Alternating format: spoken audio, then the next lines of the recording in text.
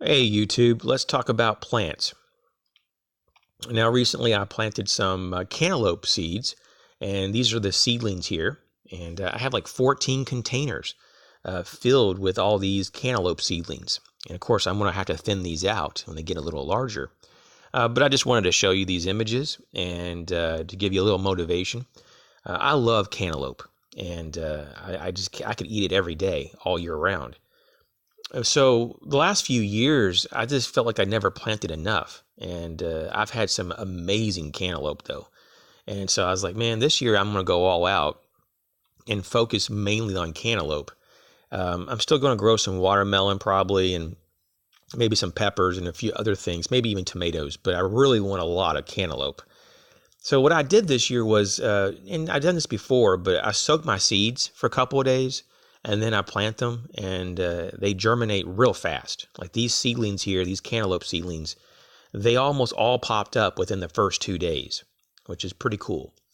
Now, some seeds take a lot more time. Like my pepper seeds, I got some sweet peppers, and they typically take between 2 to 3 weeks to germinate. So that's good to know. You kind of want to make sure you have good soil as well to help the development of the root systems of your plants. And so I highly recommend to use some good potting soil, or at least some mulch that has been able to decompose. Give it a good year or two for some mulch. If you got a big amount of mulch, maybe you have a tree that you cut up and you made it into mulch, and you have a big pile. Yeah, just let that sit for a while. Give it some good time to really break down, and what you'll get is this black dirt-like material. This substance is so amazing. Basically it's just full of nutrients and minerals, and it really is awesome for your plants, especially for the seedlings to get going. So good dirt is always excellent, of course, and for your gardens. And then, water your plants. I water my plants early in the day and late at night when the sun is not up.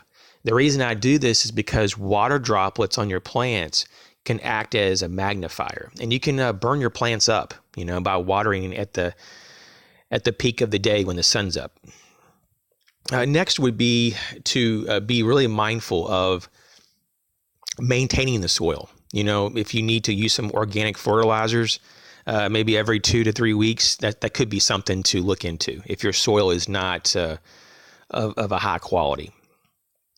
Also, you want to be aware of pests.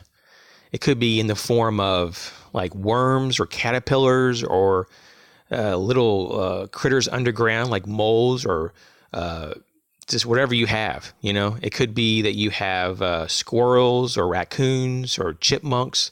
Groundhogs in my area do a lot of damage, as well as the deer. I mean, there's so many different threats to your garden. So be mindful of how to protect your garden from those.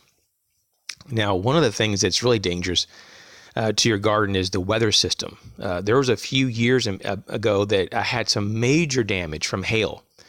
In fact, like all my pepper plants had like all these holes ripped right through it from the hailstorms, and just horrible. A lot of the plants did survive, but the harvest was very small.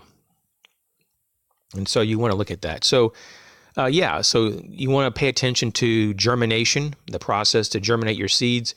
You want to pay attention to your soil, how you water your plants, how you protect your plants, how you maintain nutrition to the soil that gets into your plants. And, all this is a system. It's a system to learn over time. A lot of people, take about 5 to 10 years to really get into the groove when you start gardening. And that's how it was for me as well.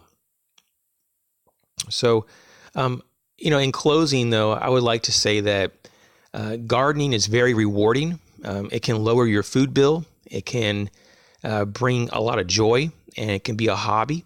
And during worst case scenarios, you can provide for yourself and family, or at least supplement on some level some of your food if times got very lean.